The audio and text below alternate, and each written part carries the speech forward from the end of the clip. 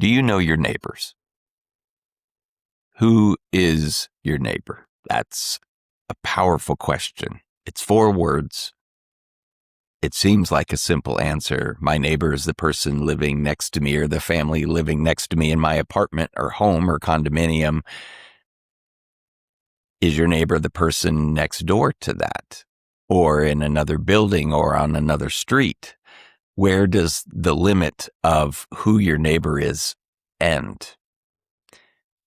This is, in essence, one of the most powerful questions that's been asked of us and of our ancestors, because in that question is a sense of who are we responsible for?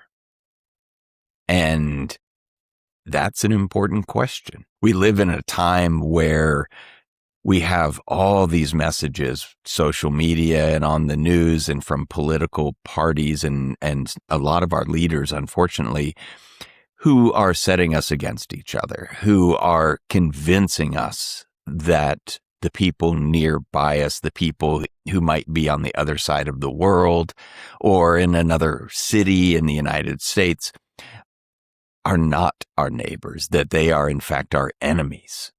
And I got to tell you, as somebody who's from Georgia, who lives in Seattle, who has traveled around, our neighbors are not our enemies. They just aren't. And neighbors here, I mean everybody. Because we can't really start drawing a line as to who are our neighbors and who our neighbors are not. Does it only go 3 houses down? Well, why doesn't it include the 4th? Does it include somebody 1 street over? Well, why not 2 streets over? When we really start pulling that apart, we realize that neighbor is not defined geographically. Neighbor is defined by our hearts and our minds and our willingness to look at people who might look different from us, who might believe different from us, and to recognize in them that they have value, that they, like us, are beloved children of God. And once we start seeing through those lenses, we realize that everybody's our neighbor and they are not our enemies, even if we disagree politically. And it's important for us to ask this question, who is our neighbor? It's the same question that Jesus was asked back in the day, and a lawyer kind of maybe trying to catch Jesus out was saying, what must I do to get into heaven? And Jesus says, well, what does the law say? What have you been taught? And the lawyer answered, well, to love God with all that I am and to love my neighbor as myself. And then the question arose, well, who is my neighbor? And you get the sense that the lawyer was looking for the boundary, for the limit, for Jesus to say, well, your neighbor is whoever's within 2 blocks of you.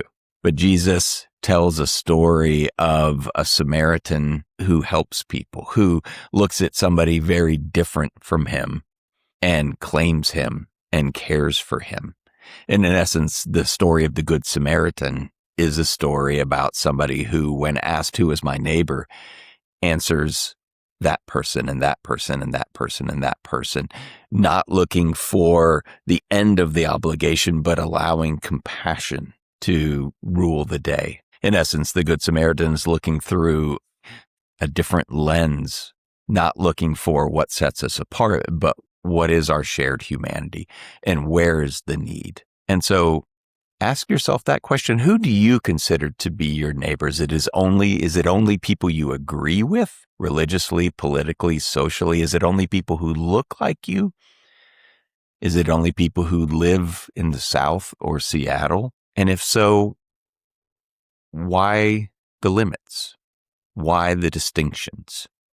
And what might it be like in this world, in our country, if we are committed to our neighbors and we stop letting people in power telling us, or stop listening to them telling us that we are in fact enemies of one another? Because you know what?